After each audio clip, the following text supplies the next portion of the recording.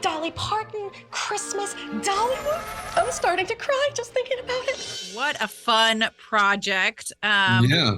I want to know, what was the call like did Dolly call you and say, I want you a part of this? Or what was talk about Yeah, we got an email from her, I guess from her manager and her PR, and it was like the official invite to be a part of her Christmas movie. I was kind of shocked, I mean, this song has kind of for me been like the gift that just keeps on giving.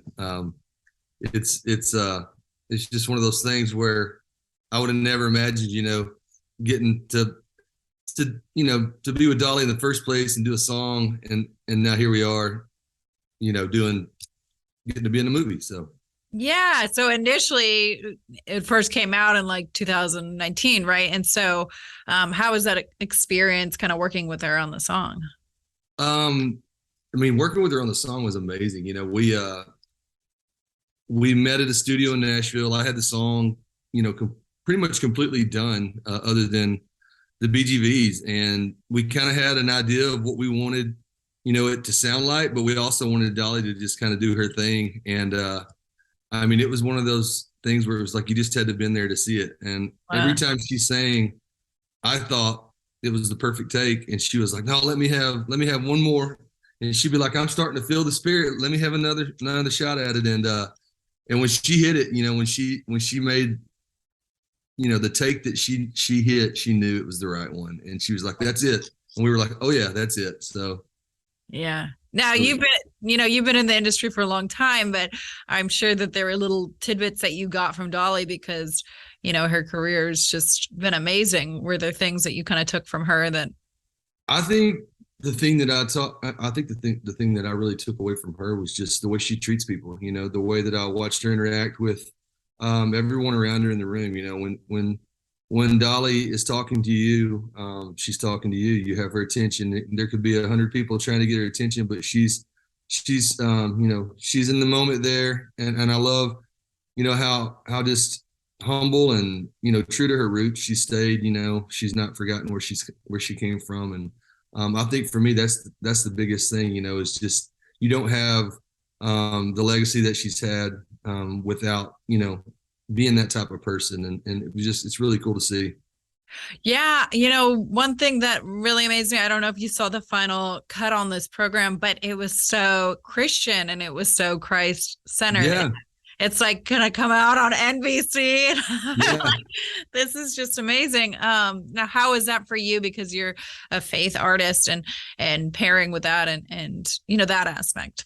I think for me, it's a huge opportunity. It's a huge platform to be able to share, Jesus with the world. I mean, that's the reason why we celebrate Christmas every year, and for me, that's the real reason for the season, and to have that sort of a platform and that sort of reach to be able to share that message. And then Dolly's story too. I mean, she grew up in church, and she's got a very much, rooted in faith in her music growing up. And so I just think it was really cool, to even be asked to be a part of this project.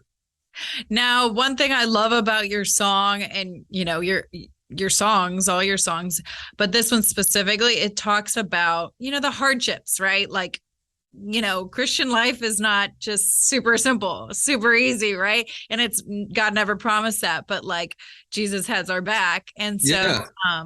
Can you talk a little bit about that? Yeah, I think for me, people don't really, I think they think that when you become a Christian, your life automatically just becomes perfect and easy.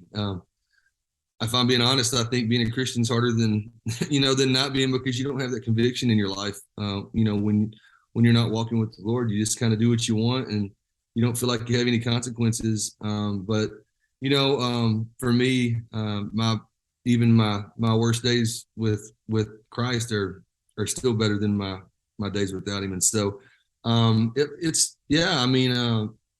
that song, it talks about a lot of stuff in my life and my past and where I was and what God has brought me through, and all the moments that even though I didn't realize He was involved in, whenever I wasn't pursuing Him, He was still there, like you just said, He had my back. And so that's kind of what it's about. Yeah, for you, and talking about your testimony and talking about it, in a song format, is that vulnerable, or is that, you're just used to it now, or what are the feelings there? I think it's a little bit of both. I mean, there's always a part of you that feels like, do I want to share this part of my story, or do I want to let everybody know? But I've kind of been an open book ever since I, became a Christian, and talked about a lot of things that a lot of people were either scared to talk about, or thought they couldn't talk about. But I think there's healing in a lot of that. And I think being able to talk about those parts of your life allows you to heal from that and move on. And also it allows other people the opportunity to connect to something that maybe you've said that could help them walk through a season of life that they've been in. Exactly. You're giving hope to people, and they're, hearing it, even if, they're just flipping through and suddenly, true Western music is on or something, or Christian stations on, and they hear you, you'll give them hope. And I'm sure you've heard a lot of stories of that, and people writing you. And yeah, I get stories all the time. Matter of fact, I have just finished up my fall tour, and I'd gotten a letter from a lady at a pre-show kind of VIP thing, and she had told me how much the song "There Was Jesus" had meant to her, going through this past year with her husband passing away from cancer, and just feeling completely alone and abandoned. And she said that song really brought her comfort, and so, when you hear stories like that, I think for me, that's the biggest reward of anything. It's knowing that God's taken a song that you've written and used it to help somebody else in their life. Yeah, well, you're doing great work. And tell me what else is coming up. You've just done your tour. And I did, and I started a Christmas tour. I actually leave tonight. We have a show in Georgia tomorrow night. We start. I've got a Christmas album called "I Don't Want Christmas to End," and that's the name of the tour.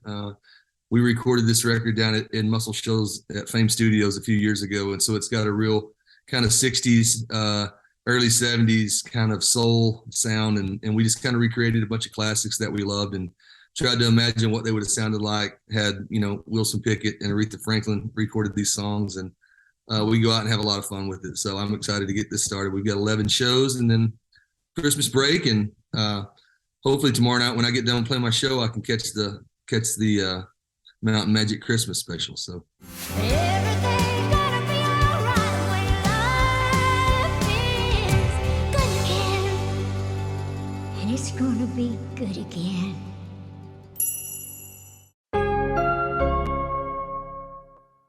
Wrap your presents to your darling from you. Oh, I don't need pencil and light or a tree. Christmas is a time for sharing, knowing you've been blessed.